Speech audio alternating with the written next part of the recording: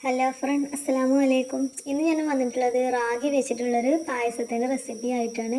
വളരെ സിമ്പിളായിട്ട് തന്നെ നമുക്ക് വീട്ടിൽ തയ്യാറാക്കാവുന്നതാണ്. കഴിക്കാനും വളരെ ടേസ്റ്റാണ്, ഹെൽത്തിയുമാണ്. അതിന് വേണ്ടിയിട്ട് ഒരു കപ്പ് അളവിൽ റാഗി എടുത്തിട്ടുണ്ട്.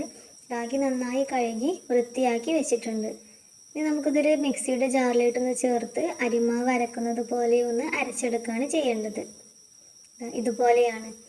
ഇനി ഇതിനെ ഒന്ന് അരിച്ചെടുക്കണം. അപ്പോൾ ഞാൻ അരിച്ചെടുത്തിട്ട് വരാം. ഇതുപോലെ നന്നായിട്ടൊന്ന് അരിച്ചെടുത്തിട്ടുണ്ട്. ഇനി നമുക്കിതിലേക്ക് പ്രധാന ഇൻഗ്രീഡിയൻ്റ് ആണ് വെല്ലം. 2 വെല്ലമാണ് ഞാൻ എടുത്തിട്ടുള്ളത്.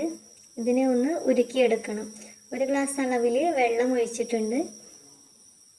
ആ സമയം കൊണ്ട് തന്നെ നമ്മൾ നേരത്തെ മാറ്റി വെച്ച റാഗിയുടെ കൂട്ട് കുറഞ്ഞ ഫ്ലെയിമിലിട്ട് ഇളക്കി നന്നായിട്ട് വേവിച്ചെടുക്കുക. കൂടുതൽ ഫ്ലെയിമിലിട്ട് വേവിച്ചാൽ കട്ട പിടിക്കും. കുറഞ്ഞ ഫ്ലെയിമിലിട്ട് ഇളക്കി യോജിപ്പിക്കണം. ഇതുപോലെയാണ്. ഇപ്പോൾ ഇത് ഏകദേശം ഒരു വേവായി വന്നിട്ടുണ്ട്. ഇനി നമുക്കിതിലേക്ക് നമ്മൾ നേരത്തെ ഉരുക്കി വെച്ച ശർക്കര പാനി ഒന്ന് ചേർത്ത് കൊടുക്കുക.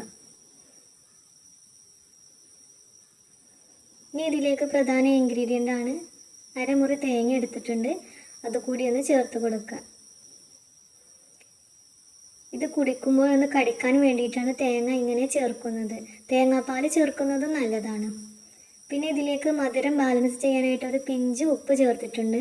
അതുപോലെ ഏലക്കാപ്പൊടിയും കൂടി ചേർത്തിട്ടുണ്ട്. അപ്പോൾ ഇത്രയേ ഉള്ളൂ. ഇത്ര സിമ്പിളായിട്ട് നമുക്ക് തയ്യാറാക്കാവുന്നതാണ്. എല്ലാവരും ഒന്ന് ട്രൈ ചെയ്ത് നോക്കണം. കഴിക്കാൻ വളരെ ടേസ്റ്റാണ്.